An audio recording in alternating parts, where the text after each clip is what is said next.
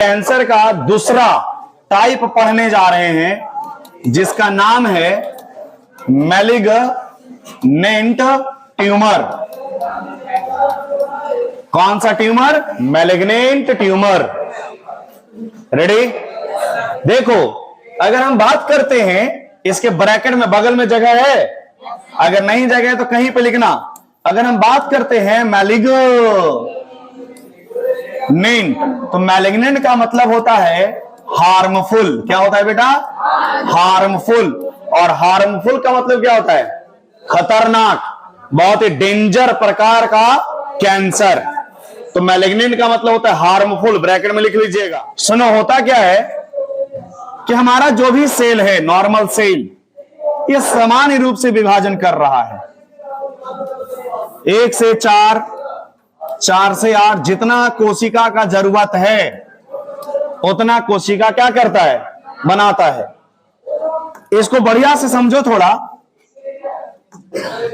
देखो बच्चा, कि जब भी कोई नॉर्मल सेल का निर्माण हो रहा है तो नॉर्मल सेल के निर्माण होने के लिए एक जीन का आवश्यकता होता है। उस जीन का नाम है, बोलिएगा, proto onco gene. Proto onco gene. अगर हम कैंसर का बात कर रहे हैं तो प्रोटो ऑन्को जीन नियंत्रित करता है कि कितना कोशिका बनाना है। तो जैसे ही कोशिका का विभाजन होगा, यह प्रोटो ऑन्को जीन जितना भी कोशिका का निर्माण करना है कर देगा समान ही अवस्था में। और जैसे ही बनेगा वैसे ही एक और जीन आएगा जिसका नाम है, बेटा बोलिएगा, ट्यूमर सप्रेसर जीन। बताओ, सप्रेसर मतलब रोकने वाला। ये तुरंत क्या कर देगा?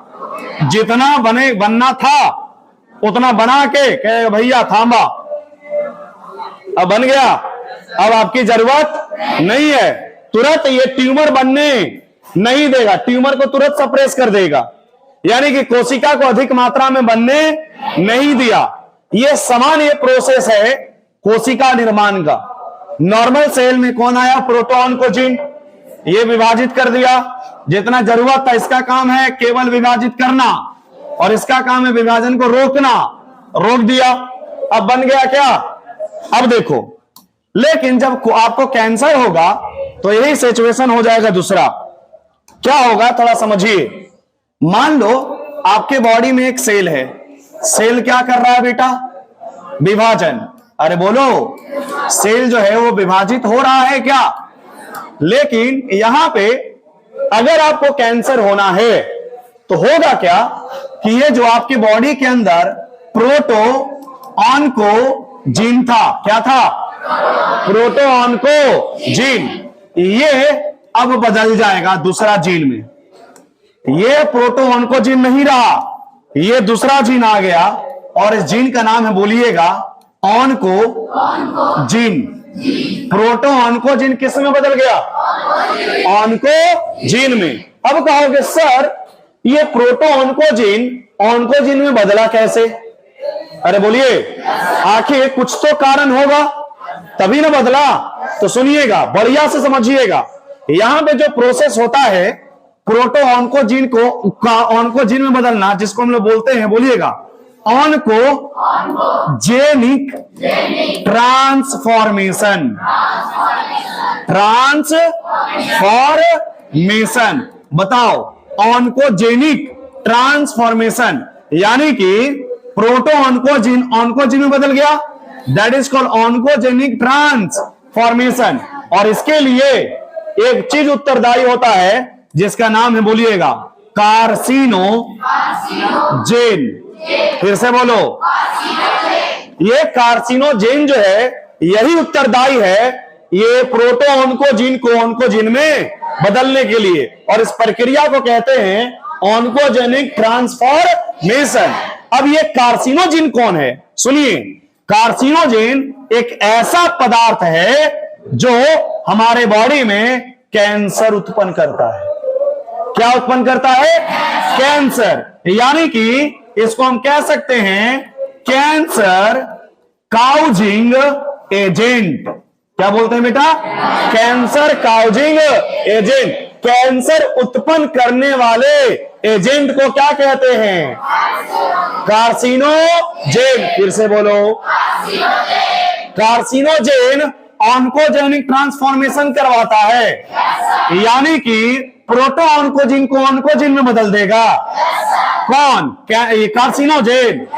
अब सुनिए, कार्सिनोजेन क्या क्या हो सकता है?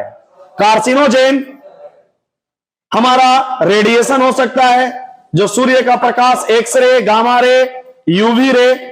कार्सिनोजेन आप जो तंबाकू खाते हो, सिगरेट पीते हो, वहां भी पाया जाता है। गुटखा चबाते हो, उसमें भी पाया जाता है। कार्सिनोजेन भौतिक चीज, जैसे किसी व्यक्ति का दांत जो है बहुत ही एकदम तीखा होता है, अगर उससे बार बार जीभ कट रहा है, उससे भी कैंसर हो सकता है। आप ज्यादा आग ताप रहे हो, उससे भी कैंसर हो सकता है। अगर बात करते हैं बायोलॉजिकल का, तो अगर आपके बॉडी में हार्मोन्स का गड़बड़ी हो गया, हार्मोन्स अनबैलेंस हो रहा है, तब भी आपको कैंसर हो सकता है। तो हार्मोन एक केमिकल है क्या? हार्मोन को बायोलॉजी में पढ़ते हैं क्या? तो कुछ बायोलॉजिकल फैक्टर भी होते हैं, कुछ केमिकल फैक्टर भी होते हैं, कुछ फिजिकल फैक्टर भी होते हैं, और कुछ रेडिएशन फैक्टर भी होते हैं। ये सब क्या कहलाते हैं? कार्सिनोजेन। जो हमारे बॉडी में क्या उत्पन्न करता है? ये किस प्रोसेस को प्रमोट करता है? Oncogenic transformation. क्या करता है? Oncogenic transformation. बता बेटा, ऑन्कोजेनिक ट्रांसफॉर्मेशन में प्रोटो ऑन्कोजिन किस में बदल जाएगा? ऑन्कोजिन में। अरे बोलो, अब ये ऑन्कोजिन का काम क्या है? सेल डिवीजन करवाना। अब यहां पे तुम कहोगे कि सर अभी आपने बताया था ट्यूमर सप्रेसर जीन। अरे बोलिए, ट्यूमर सप्रेसर जीन भी तो कुछ करेगा। आंसर है इसका अब कोई इफेक्ट नहीं होगा। और जब कोई इफेक्ट नहीं हुआ ट्यूमर सप्रेसर जीन का, तो बताइए ये ऑन्कोजीन असामान्य संख्या में कोशिका का निर्माण करना शुरू करेगा क्या? यही आपके बॉडी में क्या उत्पन्न करवा देगा? कैंसर। तो बताओ, जब आपके बॉडी में ऑन्कोजीन था, प्रोटो ऑन्कोजीन था, प्रोटो ऑन्कोजीन, तो आपके बॉडी में सामान्य कोशिका बन रहा था, और इसको रोकने वाला भी कौन था? Tumour suppressor gene. लेकिन जैसे ही कैंसर होना था, प्रोटो ऑन्कोजीन किस में बदल गया? ऑन्कोजीन में। किस में बदल गया? अब ये असमान रूप से कोशिका का विभाजन करेगा, और ट्यूमर सप्रेसर जीन का कोई इफेक्ट नहीं होगा। अब आपके बॉडी में कैंसर होना चालू हो गया। क्लियर? अब ये जो कोशिका है जो अत्यधिक मात्रा में फैल रहा है, वो एक जगह से दूसरे जगह भी जा सकता है। जैसे मान लीजिए हमारे इस बॉडी में कोई कैंसर हुआ, और ये बॉडी जो है विभिन्न भाग में ब्लड को लेकर जा रहा है। बोलो बेटा, ये बॉडी जो है वो विभिन्न भाग में ब्लड को लेकर जा रहा है, और इस भाग में कैंसर हो गया यहां पे। अब होगा क्या कि ब्लड के माध्यम से ये यहां पर भी आ सकता है। अरे बोलिए, और ये यहां पर भी आ सकता है, हाँ या ना? तो क्या कैंसरस सेल एक जगह से दूसरे जगह ट्रांसफर होकर दूसरे जगह भी कैंसर उत्पन्न कर सकता है क्या? तो मेरे साथ रिपीट कीजिएगा, जब कोई कैंसर सेल एक स्थान से दूसरे स्थान तक जाता है, उसे मेटास्टेसिस कहते हैं। मेटा कब? जब एक स्थान से दूसरे स्थान तक जाएगा। बताओ, मेटास्टेसिस कौन दिखाएगा? बिनाइन या मैलिग्नेंट? बिनाइन फैलता, मैलिग्नेंट फैलता है। याद रखना, मेटास्टेसिस केवल मैलिग्नेंट में हो सकता है, बिनाइन में नहीं हो सकता। क्लियर? इसीलिए मैलिग्नेंट ट्यूमर को मेटास्टैटिक ट्यूमर भी कहते हैं, क्योंकि ये फैलने वाला ट्यूमर होता। तो इतना बात को सबसे पहले कॉपी में लिखेंगे।